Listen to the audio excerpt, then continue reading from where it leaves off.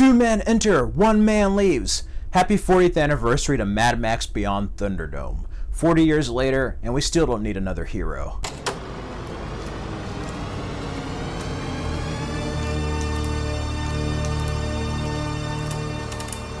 Mad Max Beyond Thunderdome was originally the climatic conclusion to the Mad Max trilogy. This time joining Mel Gibson, we have Tina Turner as Aunt Entity, and we have 2 directors. George Miller did the first half, or pretty much the Bartertown sequences, so like the first half and the last portion of the film, which is probably why those portions of the film feel most like Mad Max. The other parts were taken from like an apocalyptic story based on Lord of the Flies, and they decided to merge it into a Mad Max movie. We sadly had the passing of Byron Kennedy between Road Warrior and this one, Mad Max 2. What I love about all of the films really is that they keep it unique. They have original takes, original ideas. Everything feels fresh. It doesn't feel derivative. This starts off with an awesome track by Tina Turner, One of the Living. We get Bruce Spence, this time as Jedediah instead of the Gyro Captain. I always thought it was a Gyro Captain when I was growing up.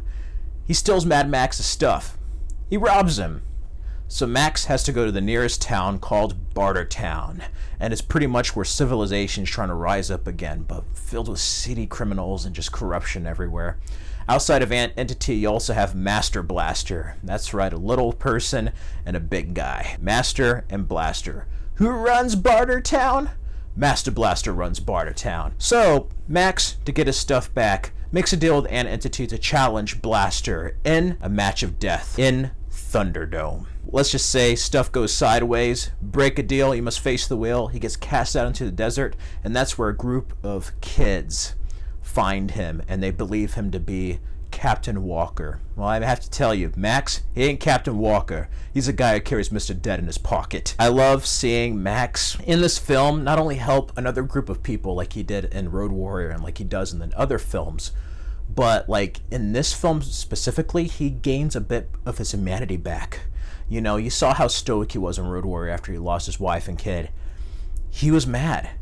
This is where he starts to feel a little bit like the Max from part 1. And I have to say, while it may not have the action of Fury Road or Road Warrior, like Furiosa and then Mad Max before it, it has a lot of story.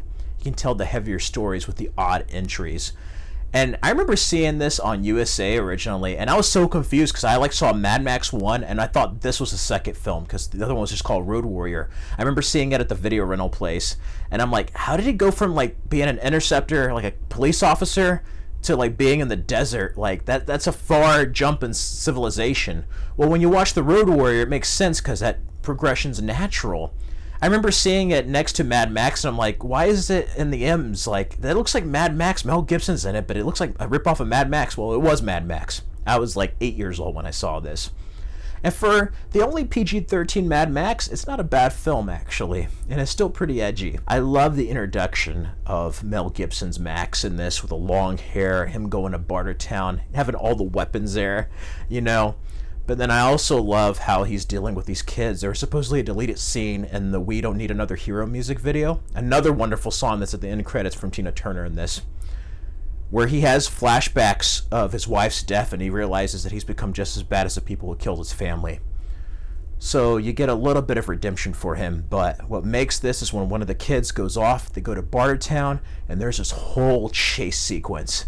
And Max pretty much stays behind so these group of kids can finally get off this rock and try to go to what's basically left of Sydney, Australia. The chemistry between Tina Turner and Mel Gibson was just great. He's like, you're just a raggedy man.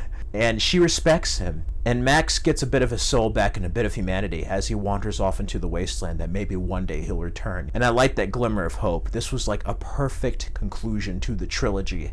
And you know what? It's still a great film, even after Fury Road and Furiosa. It just enhances it. The video game.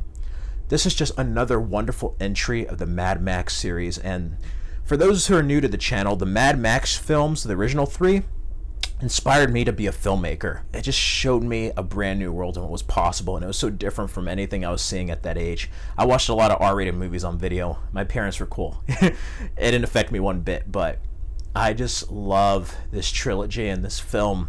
Even though it's a bit softer and probably the weakest of the 3, it is underrated.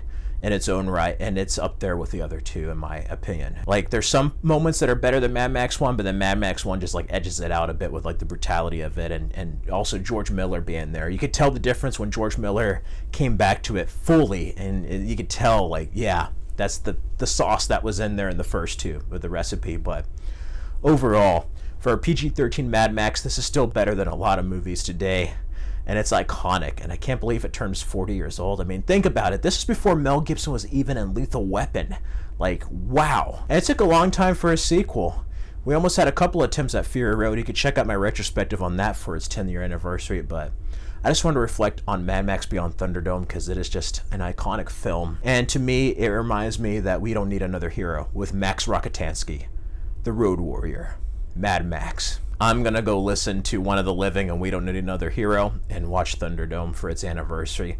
Let me know your memories of the Mad Max films, and more specifically, Beyond Thunderdome. What are your memories of this film? When did you first see it? Just let me know your Mad Max memories down in the comments below. In the meantime, stay safe and stay healthy, everyone. Be blessed. Till next time.